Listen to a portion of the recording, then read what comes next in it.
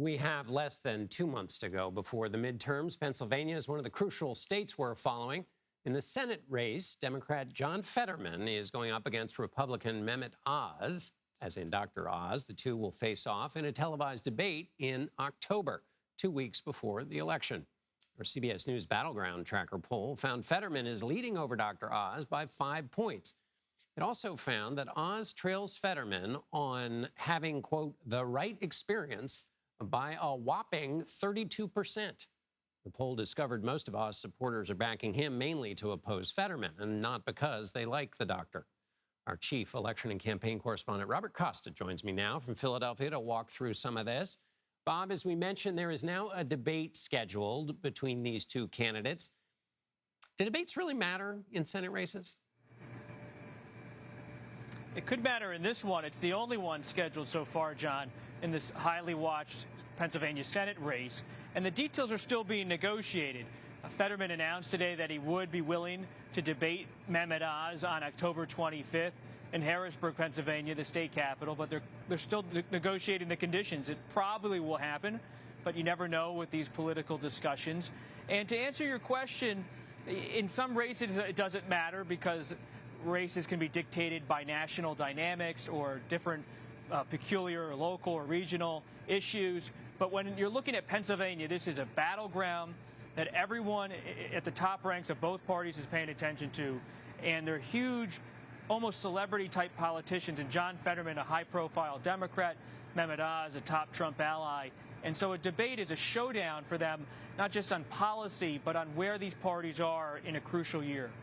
I want to ask you about the governor's race in that state. But before we get there, I found something else striking in this CBS News Battleground Tracker poll about Pennsylvania. Democrats were asked how they feel about Fetterman as a nominee. 77% said they were glad he was nominated. Republicans were asked about their candidate, Oz. 64% said they wish someone else had been nominated. That means 36% say they were glad he was nominated versus the 77% of Democrats who are glad that Fetterman was. Those numbers seem very large, to be a very large disadvantage for Mehmet Oz. And you see some Republicans are having some reservations in the gubernatorial race about Doug Mastriano, the candidate running there, also a Trump ally and election denier. When you look at Oz's primary campaign, he was someone who ran against Dave McCormick, who is friendly with the Trump forces in the GOP, but more of an establishment figure, comes from the business community. When McCormick lost, some of the more suburban Republicans in my hometown area of Bucks County, Pennsylvania, Delaware County, Montgomery County, those type Republicans, more moderate, Pat Toomey Republicans, were looking for a Dave McCormick to perhaps emerge as the nominee, but then it became Dr. Mehmet Oz. And so there's been some reservation among suburban Republicans, but also from rank-and-file Trump-type conservatives who wonder, is he really a Trump Republican? Is he someone who is MAGA, as they say, the Make America Great Again movement that has become such a bastion of grassroots fervor on the right and the far right? And on the Democratic race, you see Fetterman is drawing together the party after a pretty contentious primary race himself against Congressman Connor Lamb, who was a favorite of those in the Biden wing of the party. But Fetterman, long a progressive, now the lieutenant governor, has been able to bring most of the Democrats together, running against Oz, running against former President Trump in many respects as well. And just to remind people, of course, because the Senate is so close, that control of the Senate could come down to any one of these close races. I know I said I'd go to the governor's race, but before we do, can we talk for a minute just about New Hampshire? They had a primary last night. The governor of that state backed a different candidate than the one that won for the Republican nomination. Is New Hampshire another state that fits the kind of storyline you were just talking about in Pennsylvania in terms of nominating a candidate that might have a less good chance in a general election against a Democrat? There are some similar dynamics at play in New Hampshire.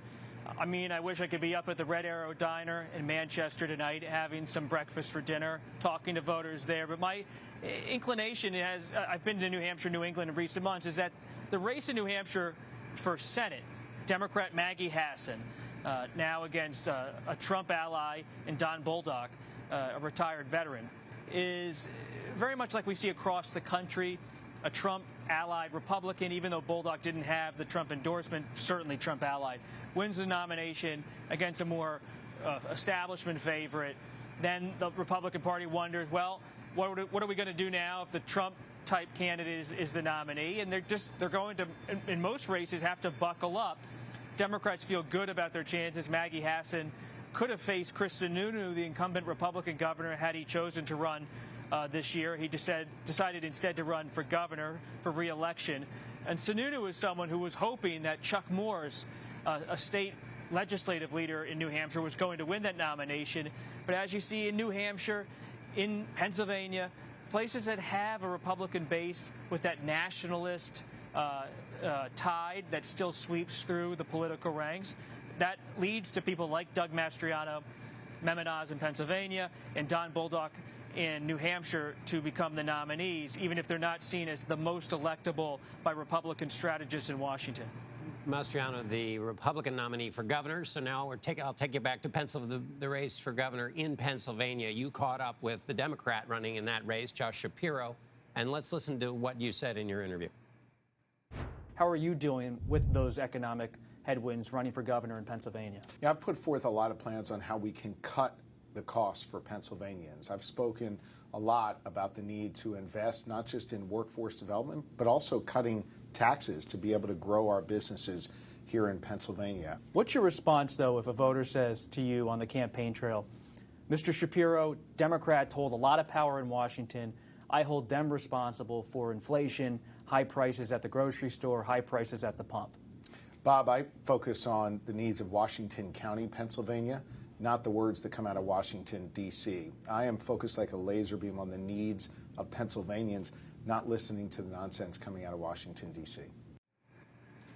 So, Bob, that second answer sounded like it had been carefully cooked up by a committee. What is the economic situation that your reporting has shown you when you've been in there in Pennsylvania?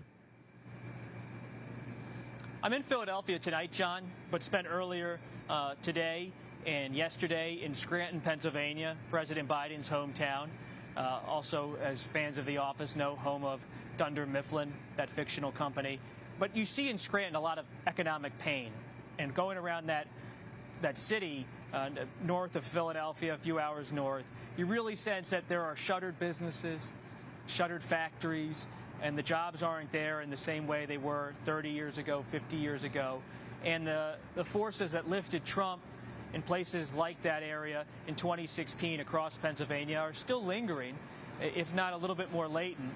And because of that, Doug Mastriano and Mehmet Oz are certainly not being written off. And you look at the CBS News Battleground Tracker poll today, 8 in 10 Pennsylvania voters feel that inflation and higher costs is very difficult in their own lives, if not even more than difficult. It could be a real burden in their lives. And so it's front and center in every conversation I'm having with voters. And Shapiro is someone established, a major statewide elected official, attorney general of the state, has a long history in state Democratic politics, roots in the Philadelphia suburbs, Montgomery County, and he understands that he's not only reaching out to those feeling economic pain in places like Scranton, but he's trying to make a pitch to voters in the Republican-leaning suburbs of Philadelphia, some areas of Pittsburgh, and saying, do you really want to go with the Trump wing of the GOP? If not, I'm here, Josh Shapiro, talking about things like tax rebates and economic growth.